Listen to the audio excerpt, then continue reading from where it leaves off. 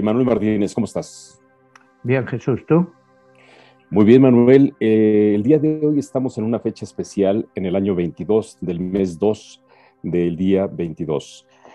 A esto se le llama un año palíndromo o una fecha o en numerología algo palindrómico. Sí. ¿Qué es lo que significa y qué eventos podemos esperar o estamos viendo en este año 2022? Bueno, un número palindrómico o capicúa, como hemos dicho en otras ocasiones, es un número muy especial que solo tiene lugar una o dos veces al año. Eso para empezar. Marca un cambio. ¿Te acuerdas hace 2 años cuando hablábamos del COVID que había empezado en una fecha palindrómica? Ahora estamos en un momento en que este 22 del 2 del 2022 pues está marcando un antes y un después. Cuidado, es una fecha muy importante, sobre todo en el conflicto este que estamos viendo entre, digamos, Rusia y las potencias occidentales, pues que están encuadradas dentro de la OTAN o la NATO, como lo queramos llamar, ¿no? Entonces, pues te voy a comentar un poco lo que significa esta fecha, 22 de febrero del año 2022.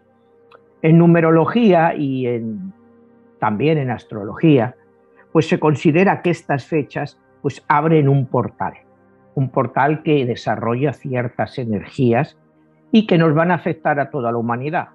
Como hemos hablado muchas veces, pues hay gente que lo cree, gente que no lo cree, pero para gente que sigue la numerología y astrología, saben que son fechas extremadamente importantes, porque marcan siempre un antes y un después. No quiere decir que el antes o el después sea exactamente en ese día, sino que ese día marca la pauta.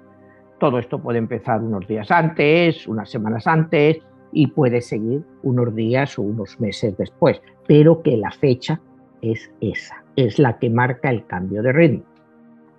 Entonces, pues a mí me gustaría un poco explicar sobre todo pues las cosas que están pasando actualmente y cómo van a verse influenciadas por este febrero 22 del año 2022, pues que es en esta semana.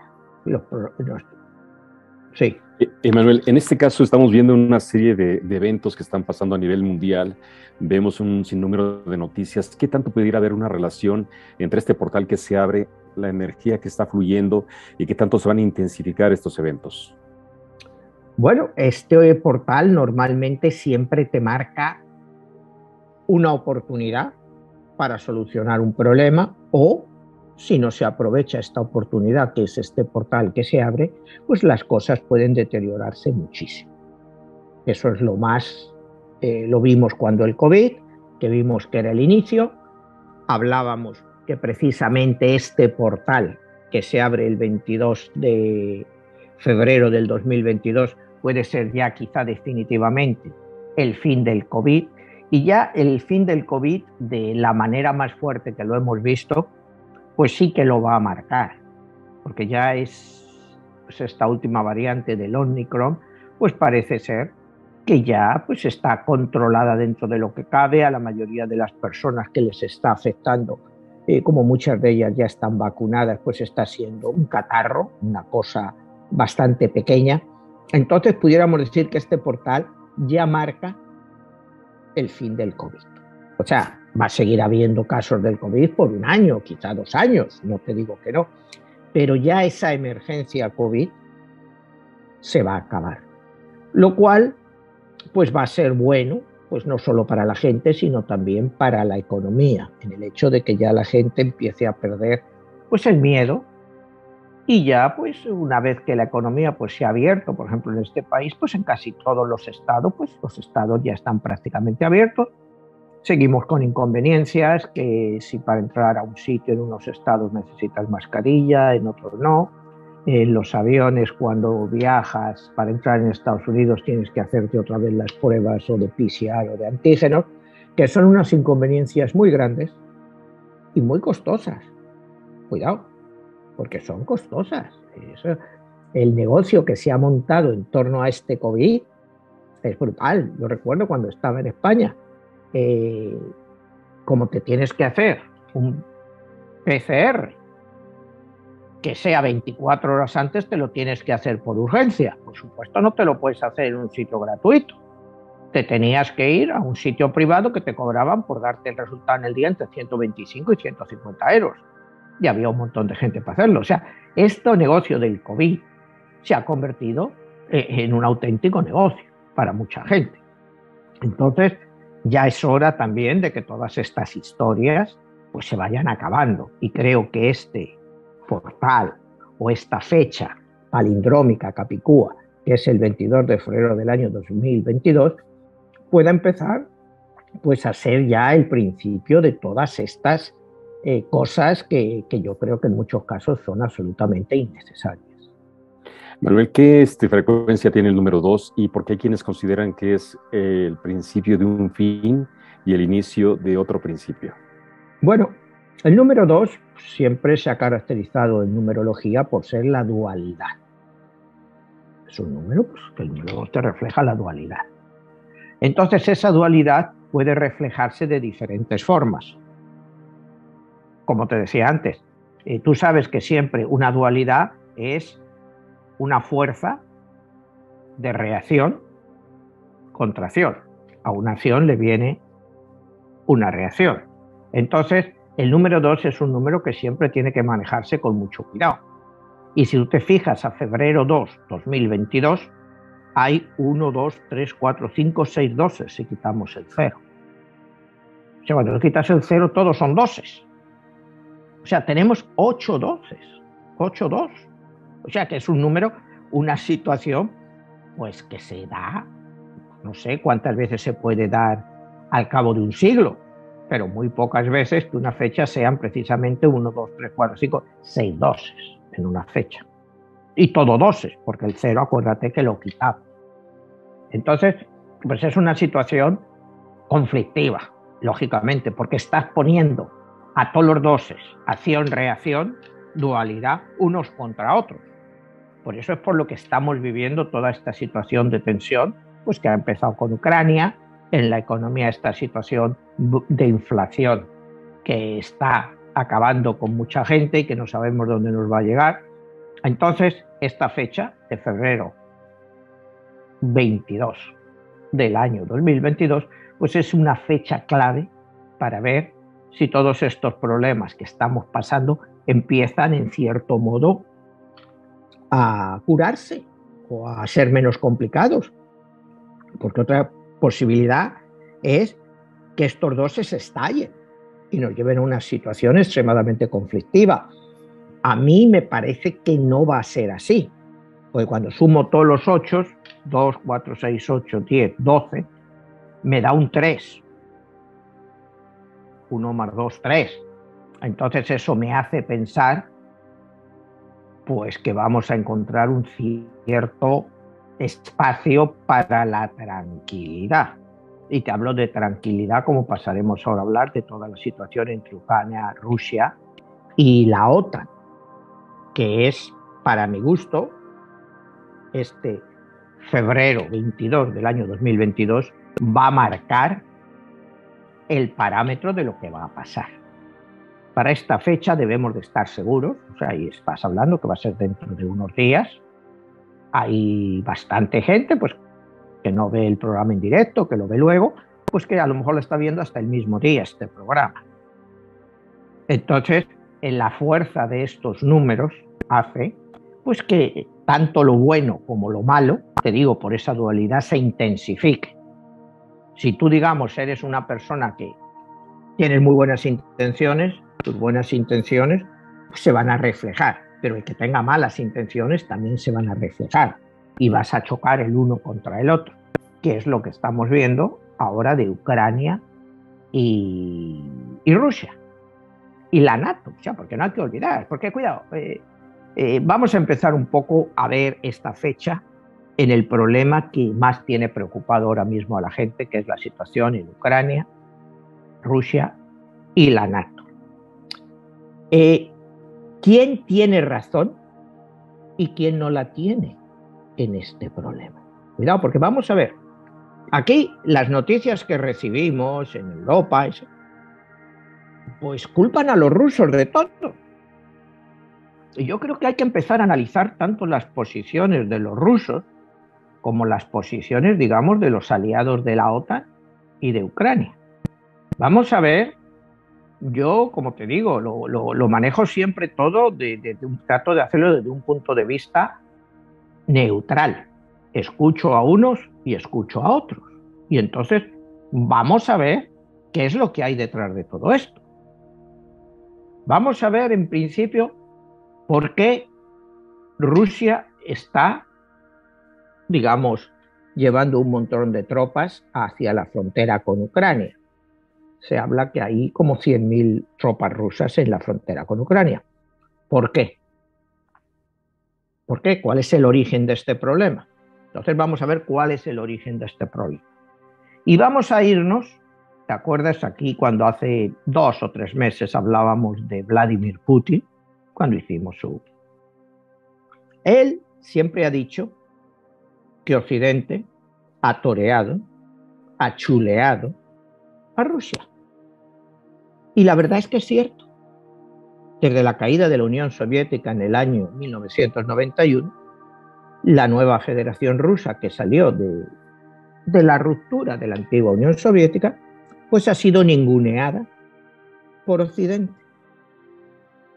Aquí partimos a un punto de conflicto. El primero, Putin parte del hecho que durante las negociaciones después del rompimiento de la Unión Soviética, a Boris Yeltsin, que era el presidente de Rusia en aquella época, acuérdate que hemos hablado un poco también de Yeltsin, pues que era un personaje impresentable, un alcohólico, en fin, y que no negoció para el bien de Rusia, sino solo para el bien suyo y de todos esos oligarcas a los cuales hizo millonarios. Cuando llega Putin al poder en 1998 y ve pues, el estado en que se encontraba la antigua Unión Soviética, la nueva Rusia, vio que era devastador, que el país estaba devastado, que el salario mínimo, o sea, el salario medio estaba en 100, 125 dólares al mes. Era un auténtico desastre. Y él dijo que eso se iba a acabar. Y acuérdate que dijimos que él llegó a un acuerdo, no llegó a un acuerdo, impuso un acuerdo a los oligarcas en que les dijo, hasta aquí habéis robado todo lo que habéis querido. Yo no os voy a quitar el dinero que ya habéis robado, pero aquí ya no robáis más. Entonces es que se empiezan a ir a Londres, que empiezan a comprar equipos de fútbol, que son todos los multimillonarios, porque Putin les dice claramente, aquí la juerga se ha acabado. A Putin se le acusa de ser un ladrón también, de haber robado. No lo sabemos, es posible que haya robado también. Son 24 años en el poder, me imagino que ha robado y mucho, pero en ningún momento ha robado lo que habían robado todos los oligarcas, porque además lo que hemos hablado otras veces, aquí los oligarcas robaron con dinero del propio Estado. Eso es lo más triste de todo esto, porque si tú dices son unos tiburones que vienen, no, pero en la época de Boris Yeltsin, digamos, sale una compañía de gas tipo Gazprom. Bueno, pues el gobierno les prestaba dinero a ese oligarca sacaba la compañía a bolsa, si a él le habían prestado 1.000 millones y él la vendía por 10.000, él devolvía al Estado los 1.000 millones que le habían prestado y se quedaba con 9.000. Es como se hizo así en Rusia, y en Rusia, a la caída de la Unión Soviética, había aproximadamente 350.000 empresas públicas que fueron prácticamente desmanteladas. Cuando llega Putin en el 98 a cargo de primer ministro, pues él es un nacionalista. Él se ha criado pues, en la Rusia dura del post-stalinismo. Bueno, ya todavía vivía Stalin cuando él nació, pero ya es el post-stalinismo, Nikita Khrushchev, los años duros de Brezhnev. Entonces, él trabajaba para la KGB. Acuérdate que cuando cae el muro de Berlín, Putin estaba en Dresden, en la ciudad alemana de Dresden, como agregado cultural, bueno, cualquier rollo que estaba ahí puesto, pero era espía. Él ve toda esta decadencia, de esta caída, esta humillación que sufrió Rusia después de haber ganado la Segunda Guerra Mundial, y él eso no se lo puede permitir.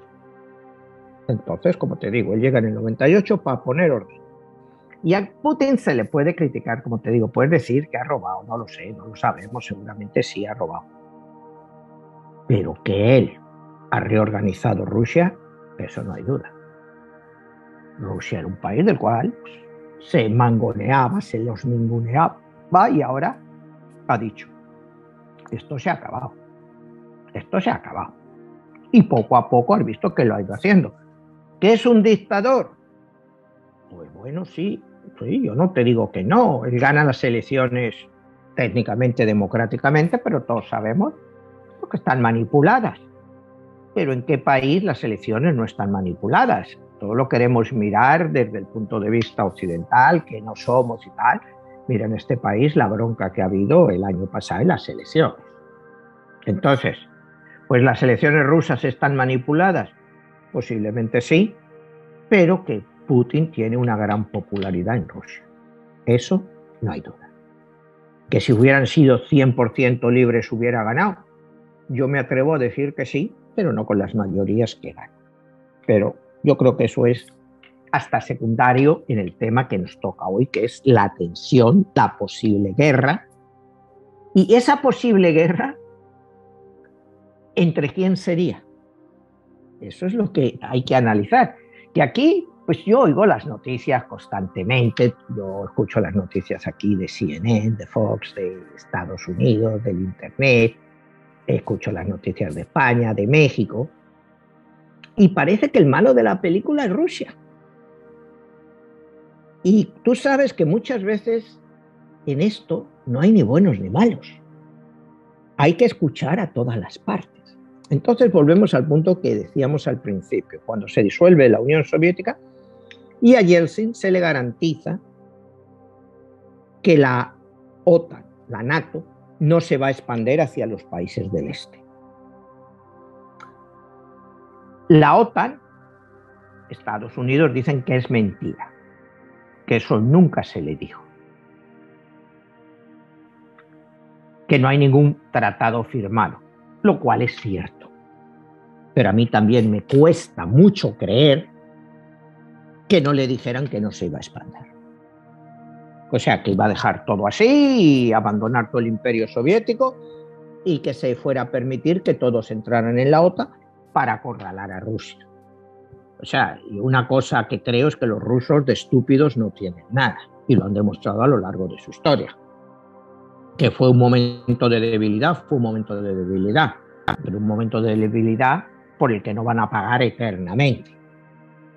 Y es lo que ha visto Putin. Y Putin alega que se dijo que no se iba a expandir la OTAN, no se iba a expandir.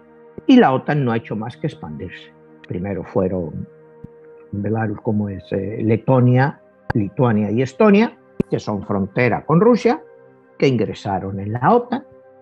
Después fue Polonia, fue Bulgaria. Y claro, Rusia tenía demasiados problemas económicos como para poder hacer fuerza a eso. Ahora Rusia. Bueno, la situación rusa no es la ideal. El Producto Nacional Bruto ruso es relativamente pequeño comparado, es incluso no llega al nivel de Italia, pero aún así el poderío armamentístico ruso es muy importante. Siguen siendo la primera potencia nuclear del mundo. Tienen más armas nucleares que Estados Unidos. Entonces, tú te vas a poner a jugar con este país, con Putin, sabiendo el poderío que tiene detrás. No sé, no entiendo esa provocación. Y la provocación ha venido Pues por Ucrania. Porque aparentemente, Ucrania quiere unirse ahora a la OTAN. Claro. ¿Qué ha dicho Rusia en relación a eso? Dice, no, yo no voy a tener misiles en mi frontera. No lo voy a tolerar. Entonces, ¿cuál es la respuesta de Occidente? Ucrania es un país soberano y puede hacer lo que le dé la gana. Si Ucrania quiere unirse a la OTAN, Rusia no es nadie para decir que no. Y ahí es donde entra Putin y dice, sí, yo digo que no. Y cuando ha habido todas estas broncas, acuérdate, hace 2 semanas o 3, Lavrov, el ministro de Asuntos Exteriores ruso, les dijo claramente, muy bien, vosotros queréis poner armas de la OTAN apuntando a Rusia desde Ucrania en mi frontera. Y si yo les pongo en Cuba, yo las pongo en Venezuela, yo las pongo en Nicaragua, ¿cómo reaccionaría Estados Unidos? Y te voy a un ejemplo más claro. Partamos del hecho de que todos los países son soberanos. Bueno, si Ucrania como país soberano tiene derecho a tener armas que apuntan a Rusia, ¿por qué Cuba no va a poder tenerlas? Es que no es un país soberano también, aunque sea menospreciado. Es que Nicaragua no es un país soberano, es que Venezuela no es un país soberano. Sí. Manuel, ahí hay una de las preguntas que quizá más nos estamos haciendo a nivel de qué tanto te permite tu soberanía tomar decisiones. Hace un momento lo mencionas a nivel de Ucrania. Si es un país soberano, ¿por qué no pudiera él tomar la propia decisión de entrar a la OTAN? Bueno, pues la respuesta te la acabo de dar hace un momento. Si nos ponemos en el punto de vista de que todos los países son soberanos, Ucrania tiene todo el derecho del mundo a entrar en la OTAN. Igual que Cuba tiene derecho a entrar en un pacto con los soviéticos, Nicaragua o Venezuela. Pero ¿quién determina en este caso si sí entra o no entra? Lo determina, en este caso, que la OTAN lo soliciten y que los países de la OTAN lo aceptan. En el caso de Cuba sería que se lo solicitara a Rusia y que Rusia les aceptara. Imagínate que al señor López Obrador le da mañana por decir que quiere hacer un pacto con la Unión Soviética o con China militar y va a tener armamento apuntando a la frontera americana. ¿Cómo reaccionaría Estados Unidos? ¿Es que México no es un país soberano? Pues es el mismo caso de Ucrania. ¿Cómo te va a permitir Rusia que le pongas armas en su frontera? O sea, lo que hay que ser aquí es un poco serio cuando analizamos todas estas cosas. ¿Qué es la soberanía de un país? La soberanía de un país te da obligaciones y también te da limitaciones. Tú no puedes estar con Ucrania en la OTAN a no ser que fuerces a Rusia a que lo acepte. Y Rusia solo lo acepta si está en una situación de debilidad, como estaba en la época de Yeltsin, y que permitieron toda esta expansión hacia el este. Con una Rusia fuerte nunca hubieran permitido que Estonia, Lituania se metieran dentro del pacto de la OTAN. No tiene sentido. Como te digo, Estados Unidos nunca permitiría que México, Cuba, Venezuela o Nicaragua lo hicieran dentro del pacto de cooperación que tienen los rusos, que era el antiguo pacto de Varsovia. Entonces partamos de ese punto. Primero, que es ilógico, si lo miramos desde el punto de vista estratégico y de todo, pues que Ucrania entre dentro de la OTAN. No tiene ningún sentido. Que los países occidentales quieran forzarle, esa es otra historia. Esa es otra historia. Pero por eso Rusia te ha reaccionado como te ha reaccionado. ¿Me queréis forzar? Pues bueno, vamos a ver quién es más fuerte. Si vosotros o yo. Y entonces vamos un poco a la historia de Ucrania. Ucrania pues es un país, desgraciadamente, que ha estado siempre con frontera con Rusia, con frontera prácticamente con Alemania. Entonces, pues siempre ha estado invadido. O sea, Ucrania lleva sufriendo por siglos. Los nazis hicieron unas masacres brutales en Ucrania. Todas las conocemos. Pero los rusos, durante la época de Stalin, pues las famosas hambrunas que mataron a 5 millones de ucranianos.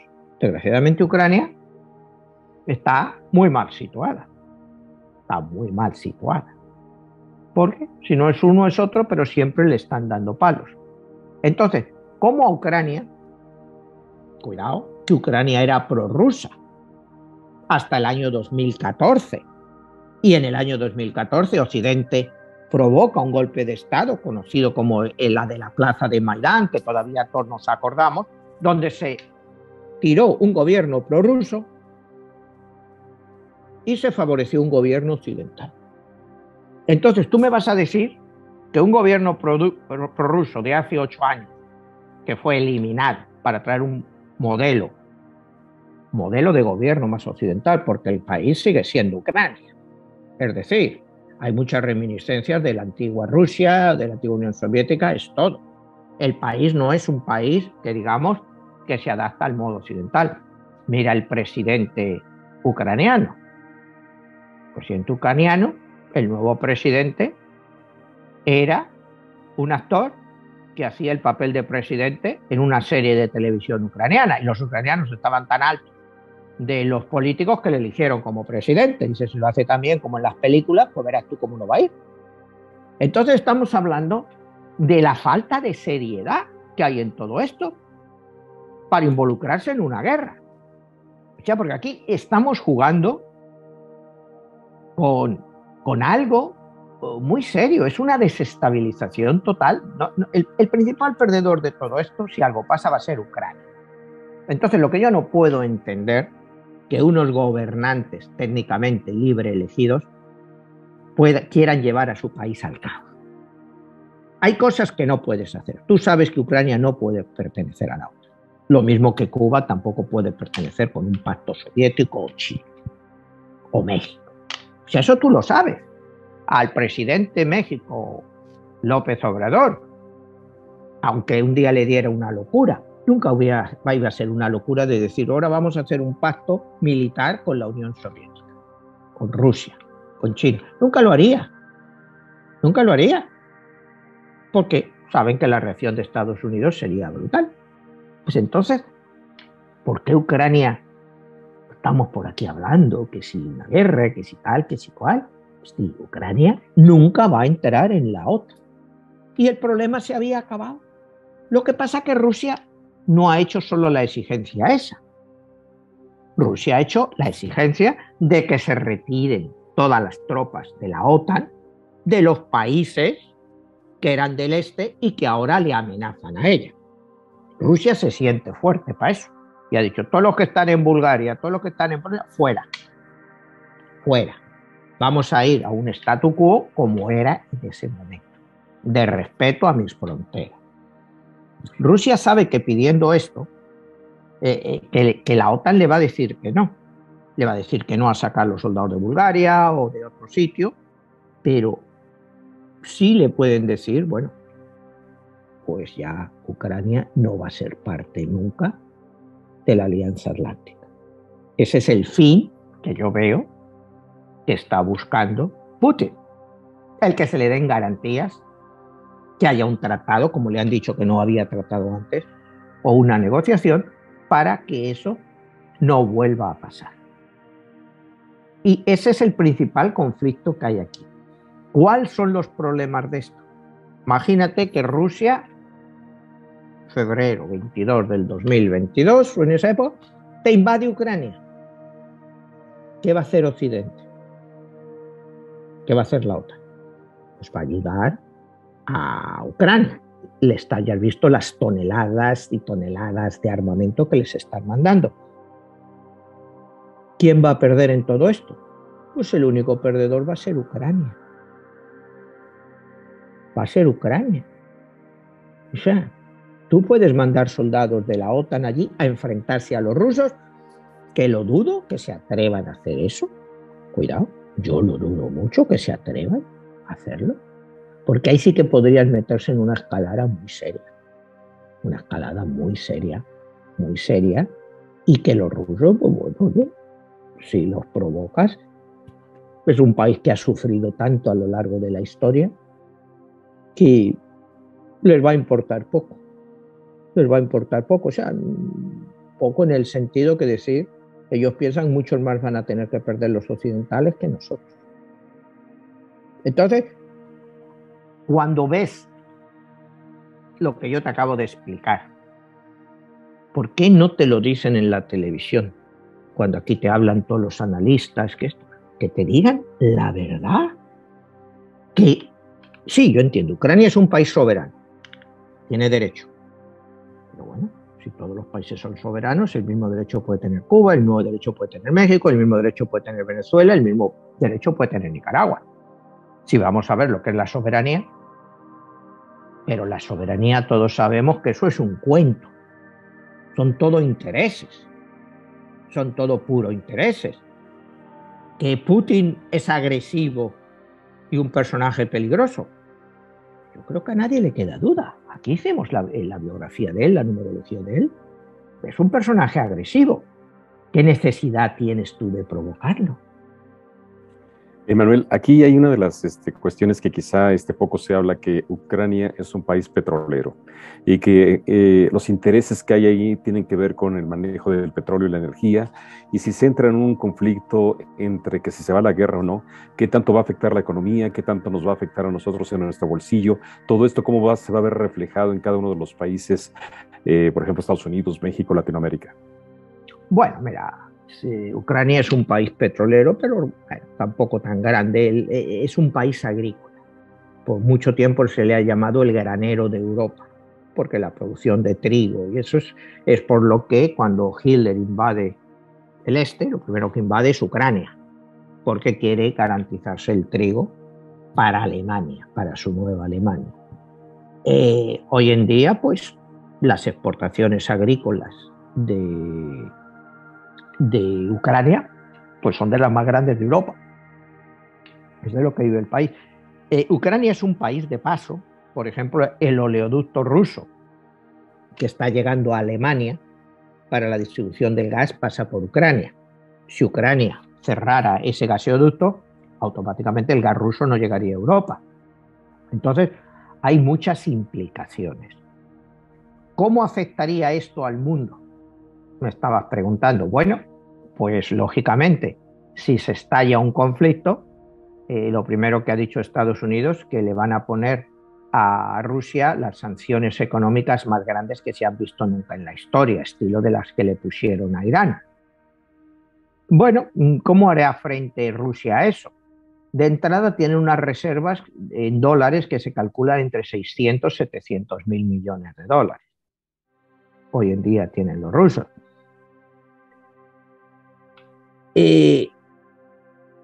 Correríamos con estas sanciones, y parece que no lo quieren pensar bien nuestros gobernantes, nuestras gentes pensantes, es que Rusia, si se ve abocado a una situación así, pues no va a actuar como Irán.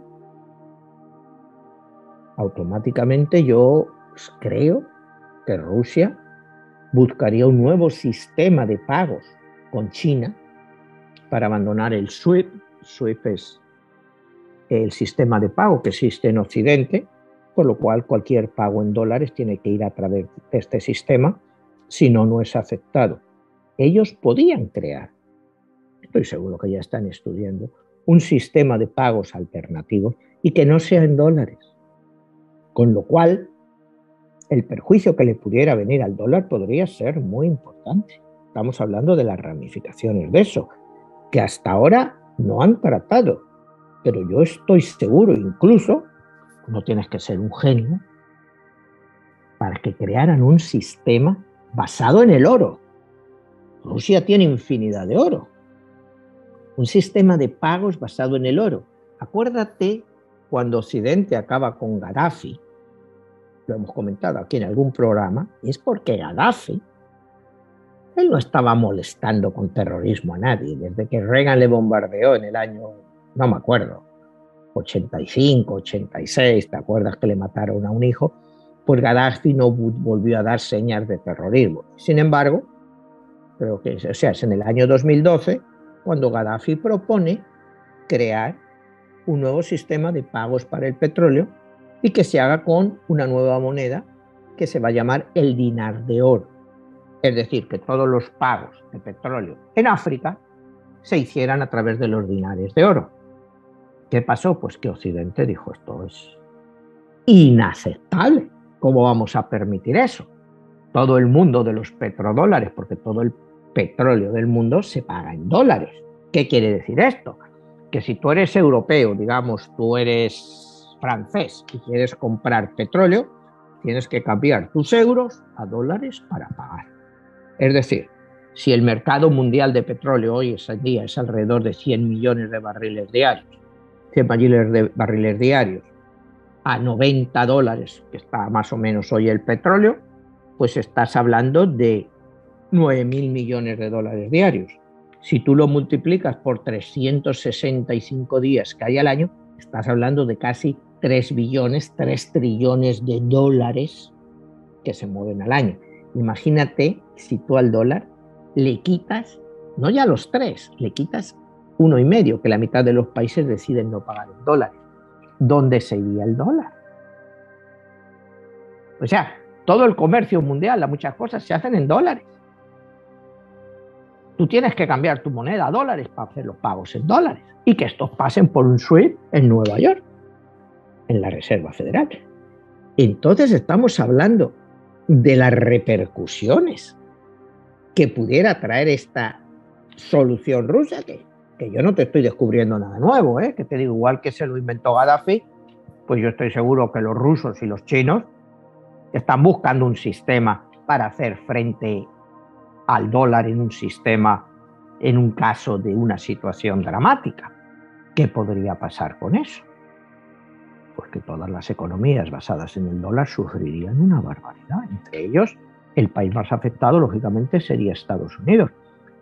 Aquí lo hemos dicho ya varias veces durante estos 2 años y pico que llevamos de pandemia, que este país lo que ha gastado, lo que ha dado, la cantidad de dinero que ha dado a la gente, la cantidad de dinero que ha dado a los negocios. Ningún país del mundo ha podido hacer eso, porque no tienen el dinero. En Estados Unidos, pues el dinero se ha dado porque se ha creado, porque el dólar no está respaldado por nada, solo por, como se dice, the good faith and credit of the United States, el buen crédito y la fe en el gobierno de los Estados Unidos.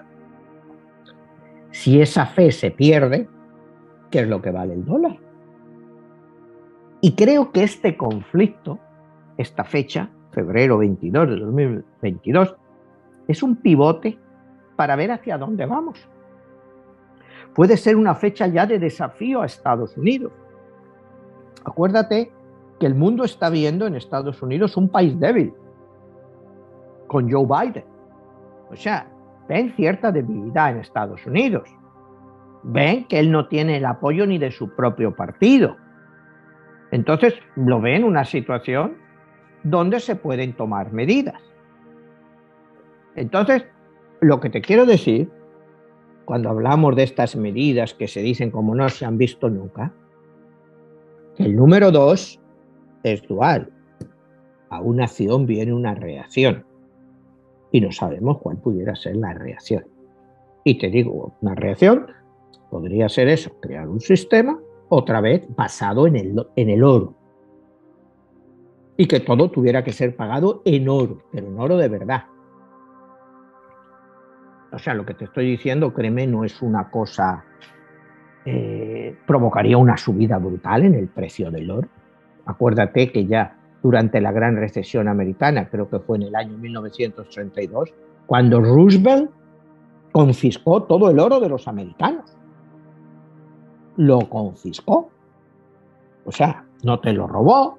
Te dice, si tú tienes una onza de oro que vale $5, que da, yo te doy tus $5, pero tú dame aquí la onza de oro.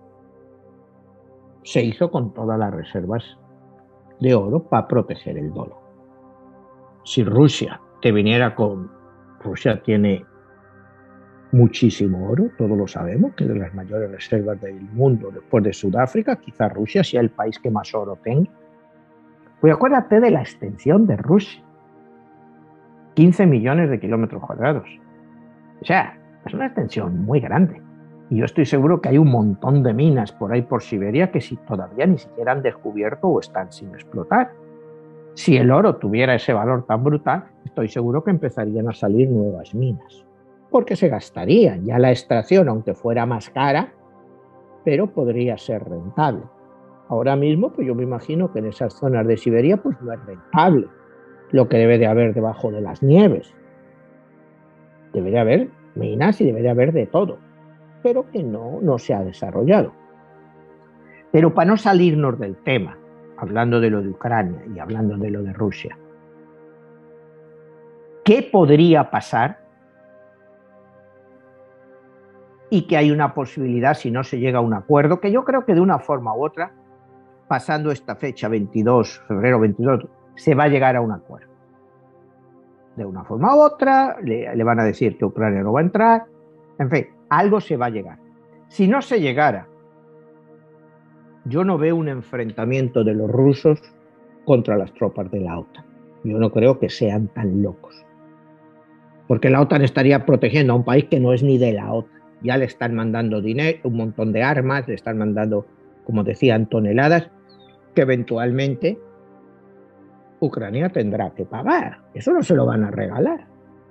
O sea, porque sí te mandan armas, pero te las cobran. O sea, eso de que te las regalan no vale. Tú las vas a tener que pagar. ¿Cuál es la situación que yo veo delicada? Es que Ucrania entre en una guerra civil. Que entre en una guerra civil. La parte prorrusa, que es muy importante, ahora hablaremos un poco de Crimea, contra la parte pro-occidental. Y que se enzarzaran en una guerra civil, que pudiera durar años. Y el país se quedaría totalmente destrozado. Habría inmigración brutal de refugiados hacia Europa, pues con los problemas subsiguientes que eso te trae. Y mi punto de vista es, ¿eso merece la pena por estar en la OTAN? O sea, porque estar en la OTAN es técnicamente para protegerte de Rusia. O sea, ¿qué vas a decir? ¿Que en vez de protegerte tú solo te vamos a mandar tropas de todos los países aliados? Bueno, acabaría en una guerra brutal ahí y ¿quién ganaría? Pues no lo sé, todos serían perdedores y esperaríamos pues que no entraran en respuestas nucleares, aunque fuera tácticas, y no escalara más, que se quedara en una guerra civil entre ellos, se machacaran, se mataran. Y entonces vamos a volver al 2014, la famosa anexión rusa de Crimea. Crimea, como tú sabes, hablando un poco de la historia de Crimea, Crimea nunca ha sido parte de Ucrania. Y cualquier rollo que nos cuenten es mentira. Solo vete a Wikipedia, te miras la historia de Crimea y verás como Crimea nunca ha sido parte de Ucrania. Eso para empezar. Crimea, hasta 1765 más o menos, era parte del Imperio Otomano. Era parte del Imperio Otomano. Después, el zar ruso los derrota en 1765-1770 y lo hace parte del Imperio Ruso de la época. O sea, eso es la península de Crimea. Y luego hemos visto pues, que por cientos de años pues, ha sido parte de la historia rusa. Tú te lees a Gorky, a Dostoyevsky y todos los grandes magnates, condes, duques de la época, pues se iban a Crimea, a su dacha, a pasar el verano. Eso es parte de la historia. Crimea nunca ha sido parte de Ucrania. Está al lado, están juntos, pero nunca ha sido parte. Entonces, primera mentira que hay que empezar ya a desmentir. ¿Por qué Crimea pasa a ser parte de Ucrania? En el año 1954, acuérdate que la semana pasada hablábamos de Stalin, que muere en 1953, Nikita Khrushchev toma el poder en Rusia. Nikita Khrushchev es ucraniano. Y por ser el 300 aniversario de un tratado, no recuerdo cuál es exactamente, decide que va a pasar Crimea a Ucrania. Que entonces pues tenía un valor relativo porque Crimea estaba históricamente dividida siempre lo que era Crimea y lo que es Sebastopol, que siempre se ha considerado como una ciudad independiente. Sebastopol es donde hoy en día está toda la flota rusa del Mar Negro. Eso se considera una ciudad independiente. Y diciendo independiente es administrativamente independiente. O sea que no estaba bajo del control de la República esta o de la semirrepública autónoma de Crimea, como la llamaban. Una república, todos estos rollos que se dan, ¿no? Que si una república autónoma, pero al final el que mandaba era él mismo. Daba igual que ahora a Khrushchev se le hubiera pasado a Ucrania, porque Khrushchev también controlaba Ucrania. O sea, era una cosa puramente administrativa.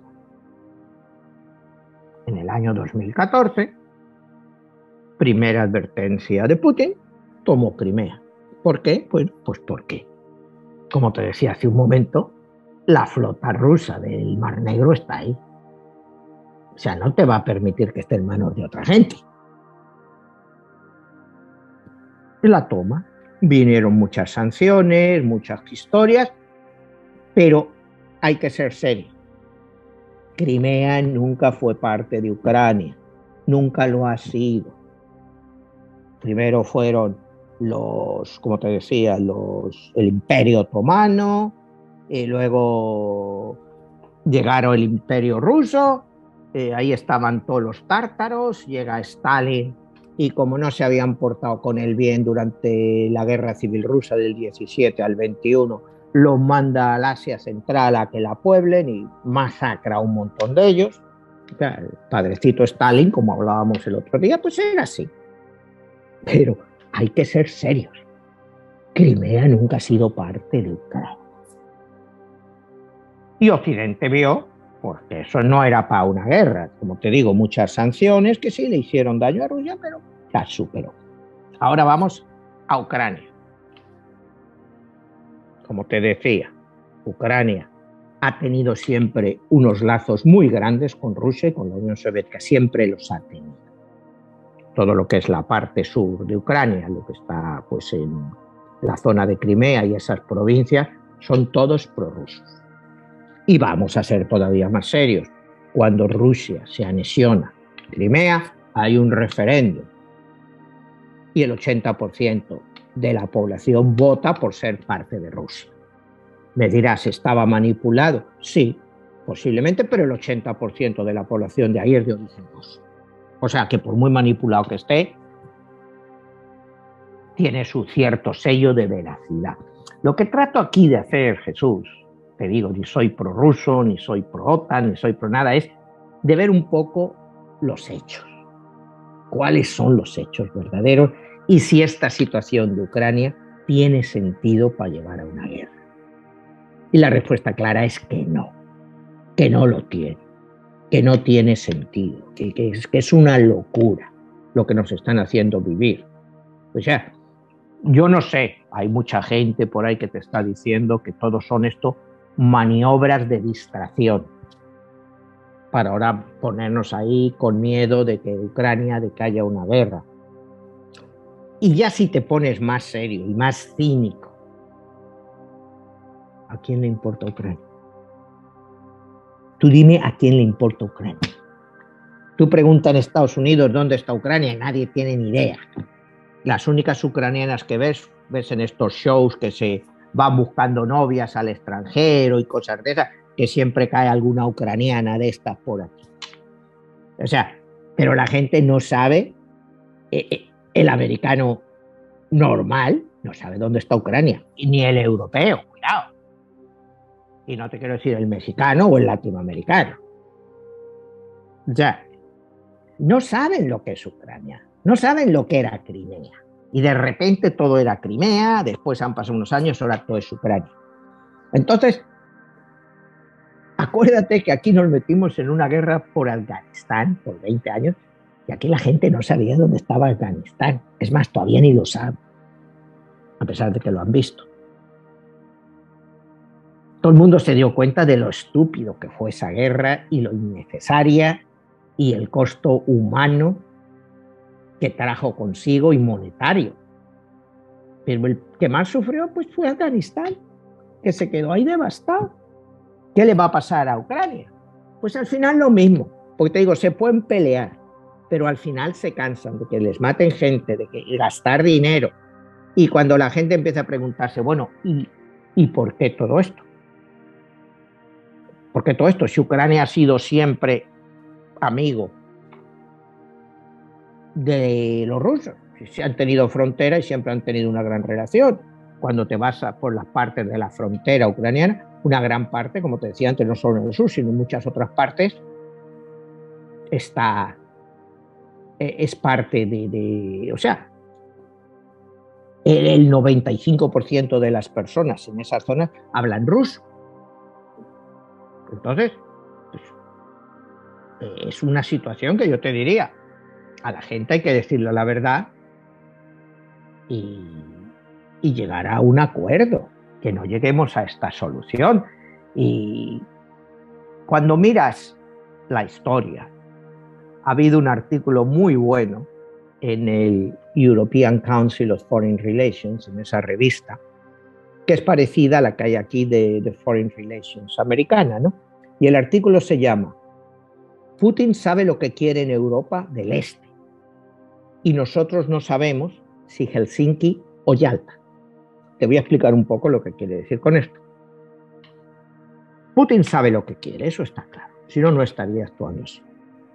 ¿Qué queremos los occidentales? ¿Helsinki o Yalta?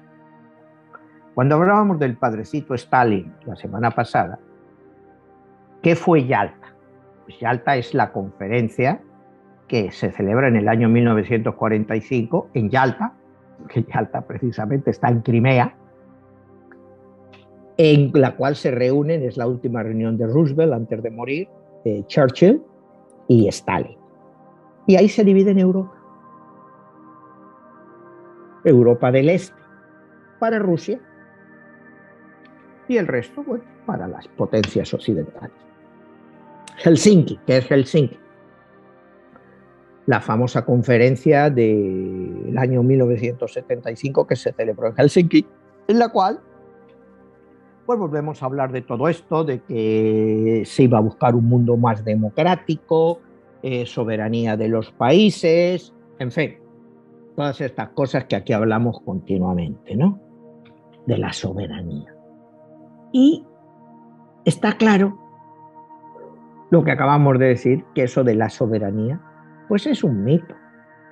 Una democracia, pues te vuelvo a decir, pues a Rusia se le critica porque no es un país democrático, pero Arabia Saudita es democrática, Kuwait es democrático, Bahrein es democrático. ¿Cuántos países hay democráticos desde el punto de vista liberal occidental hay en el mundo? Pues quizá la mitad. La otra mitad no están de acuerdo a nuestros estándares. ¿Y qué vamos a hacer con eso? Imponer a todos nuestra forma de vida, nuestra cultura.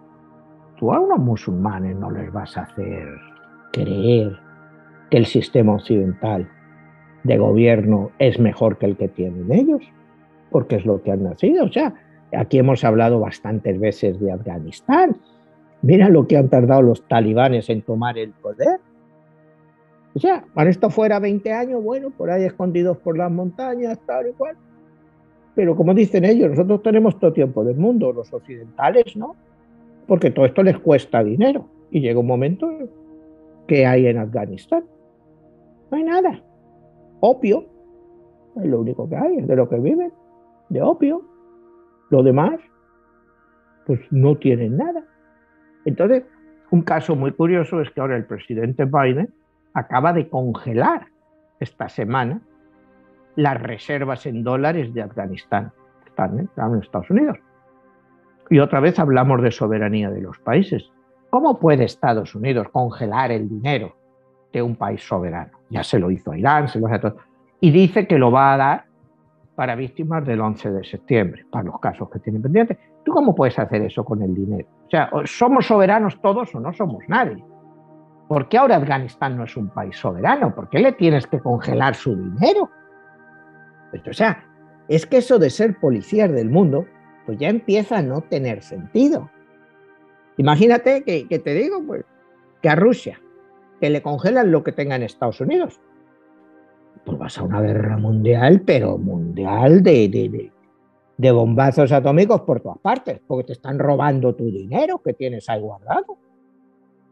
O sea, tenemos que ser muy cuidadosos con toda esta historia que te digo de las sanciones. Porque sí se las puedes hacer a Afganistán, se lo puedes hacer a Irán, pero a Rusia, cuidado. Y ahí viene la segunda parte que te digo del peligro de este 22, del 2 del 2022, que es China. Porque China está viendo las cosas venir. Putin se fue a la inauguración de los Juegos Olímpicos, ahí tan tranquilito, tal. Y supuestamente llegaron a un acuerdo que cualquier acción militar rusa, pues no va a tener lugar, si acaso va a tener lugar, hasta después de terminados los Juegos Olímpicos de Invierno, que terminan alrededor de esta fecha. El 21 o el 22 acaban. Entonces, a partir de eso, ya China, pues China apoya a Rusia. ¿Qué podríamos ver de todo eso? Pues podríamos estar con toda esta historia forzando a Rusia a hacer un pacto militar con China, que es lo que ninguno queremos que pase. Pero si tú les fuerzas, pudiera llegar a hacer eso. Entonces, es lo que te estoy diciendo del peligro de este 22/02/2022, que después de esta fecha y alrededor de esta fecha pueden haber situaciones como esa, que la situación en Ucrania se deteriora y empiezan ahí a matarse unos a otros y a destrozar el país. Mientras están ahí distraídos, China aprovecha y te invade Taiwán. ¿Qué vas a hacer? ¿Abrirte otro frente? O sea, hay muchas implicaciones en todo esto, Jesús, que quizá o no estamos viendo o no nos quieren dejar verlas. O sea, pues yo te digo, tú pones aquí a la CNN o pones todos son, no, que sí, la libertad, la soberanía. Bueno, sí, está muy bien todas esas palabras, pero en la vida real, ¿eso qué significa? El pueblo ucraniano, ¿de qué les sirve su soberanía si se meten en una guerra civil? Y pierden sus casas, pierden sus trabajos, pierden todo. ¿De qué les sirve? ¿Quién les está llevando a hacer eso? Y yo me pregunto eso, ¿quién les está llevando? En el año 2014 eran prorrusos. Ahora, según dicen, todos son pro-occidentales y todos quieren entrar en la otra.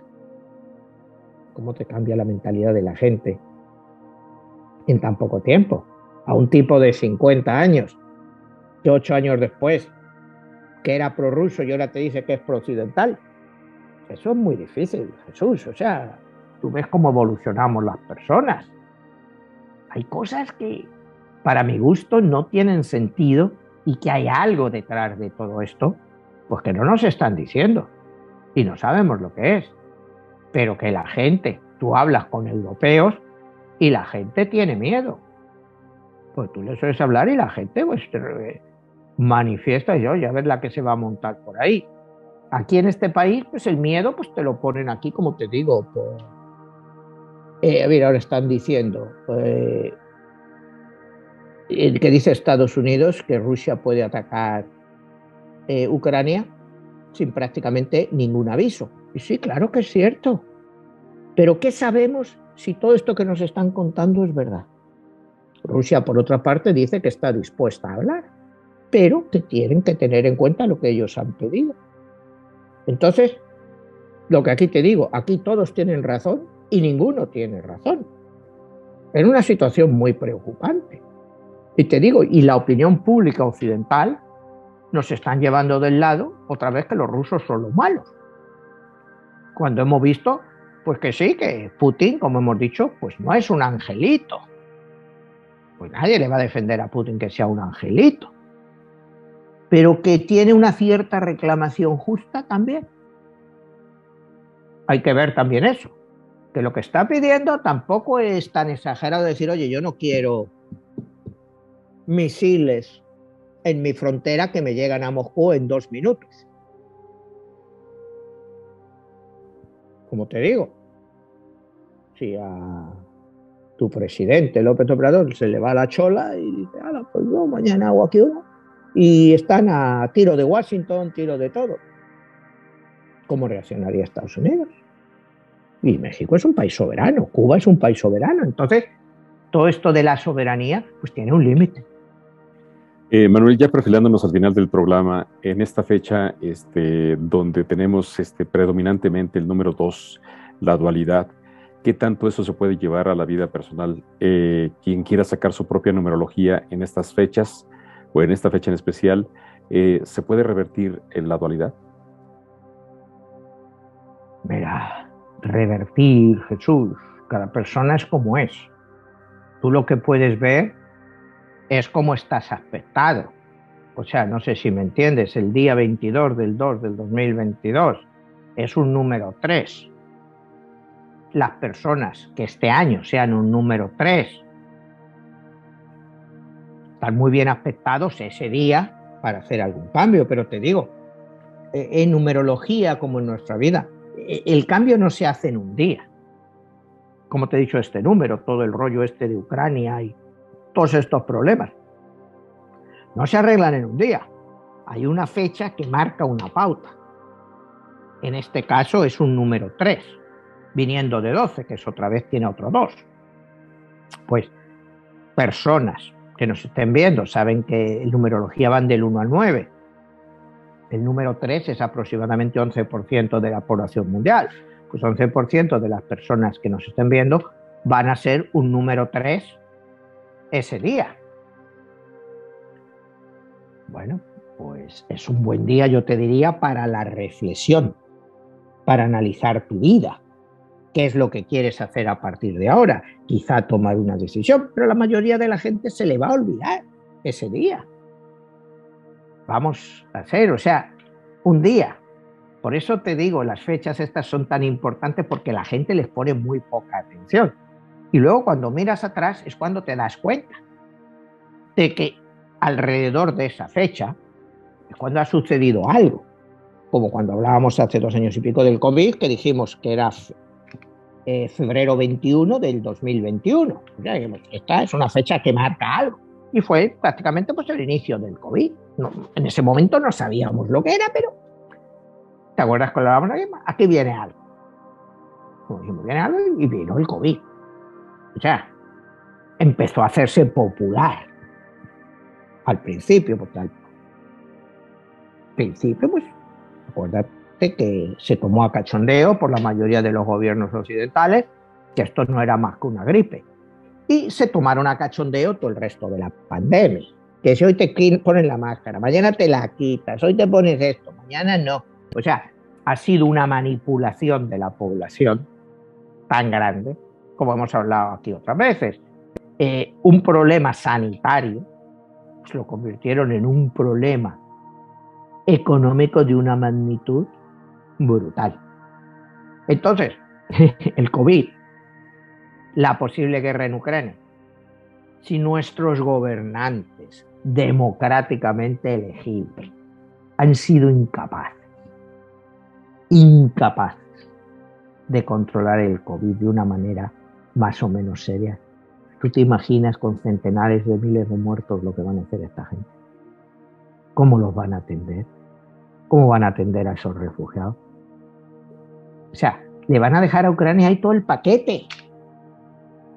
Entonces, yo lo que pienso es que el pueblo ucraniano pues es históricamente pues un pueblo serio, o sea, son gente también que han sufrido mucho, como te decía, nazis, comunistas, entre unos y otros, todo el mundo les está dando palos, ya han aprendido. Espero que tengan la suficiente capacidad de que esto se acabe, bien sea sacando a ese gobierno, bien sea haciendo un referéndum. Yo no sé, algo tienen que hacer para que dejen de hablar por ellos gente que no quiere salvarlos. Cuidado, estás hablando de la salvación de todo un pueblo, de todo un país, que como se metan en una guerra civil lo destrozan para 30 años. Les vuelven a 30 o 40 años atrás. Y les puedes poner hasta millones de muertos. ¿quién gobierna ese país? ¿Quién rige esas mentes? Por una parte, uno tira una cosa, pero bueno, es que los gobernantes nos manipulan hasta ese punto.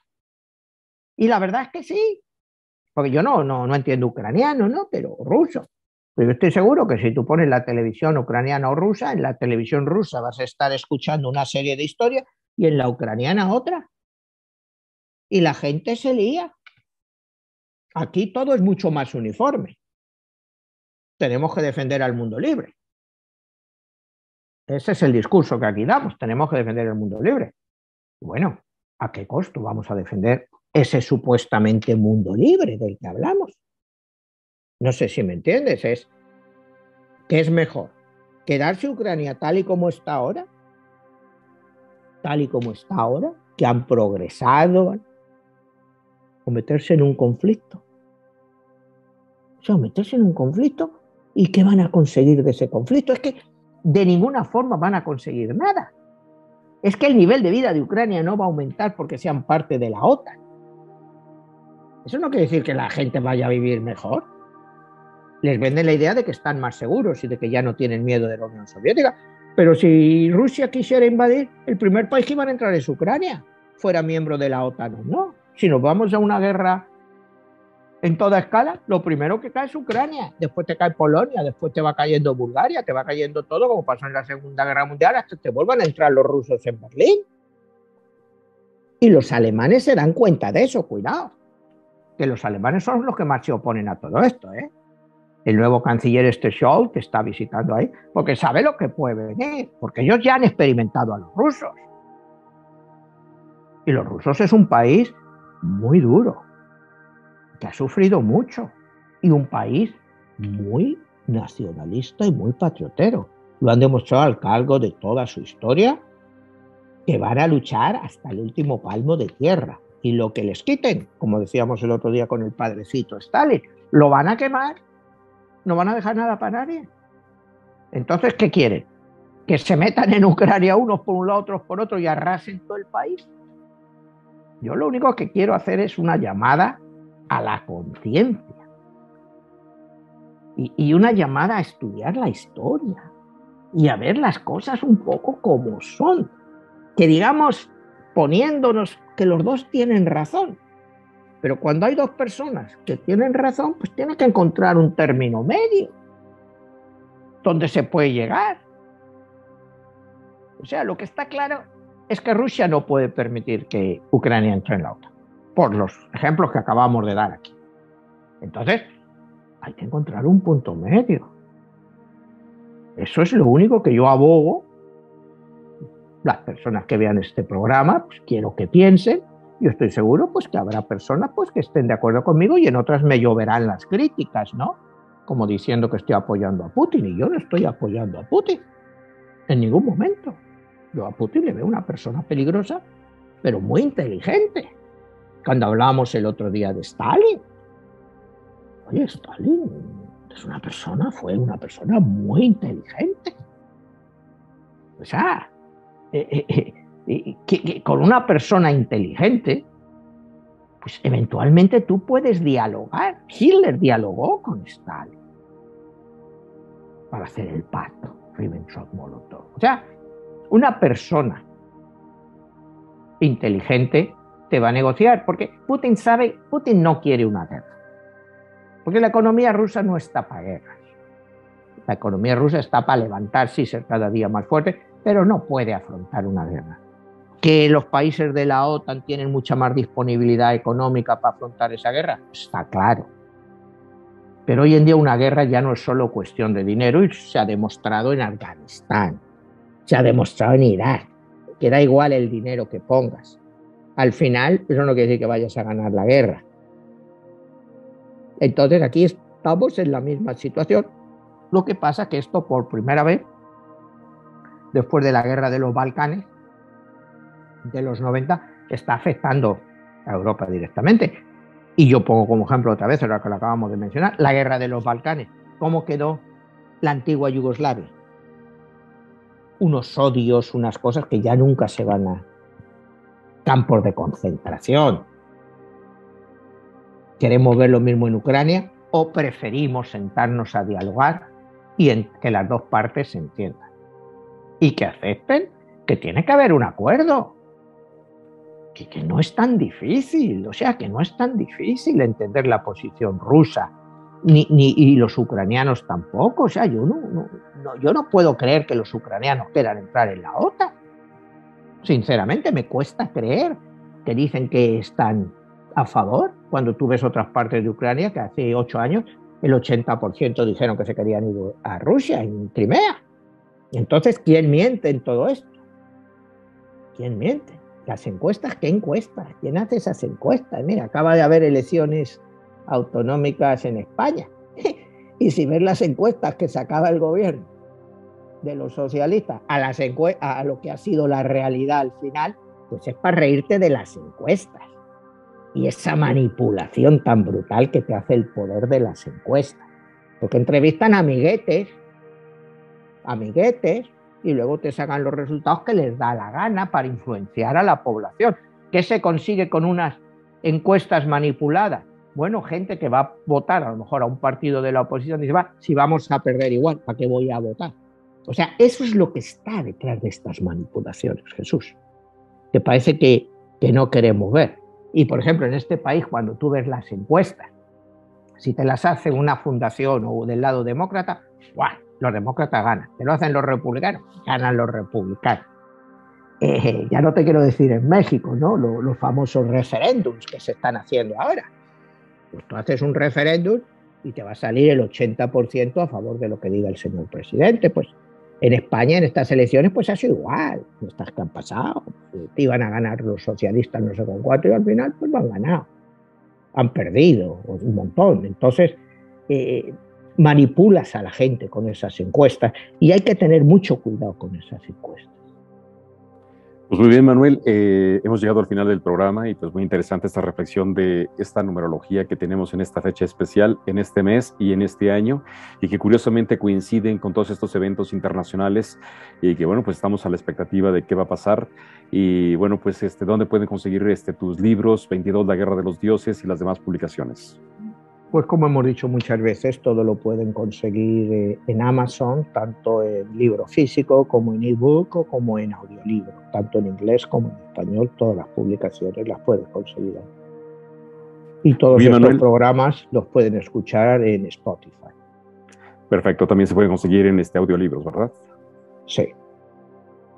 Muy bien, pues nada, Manuel, estamos ahí viéndonos. Hasta la próxima. Hasta la próxima, Jesús.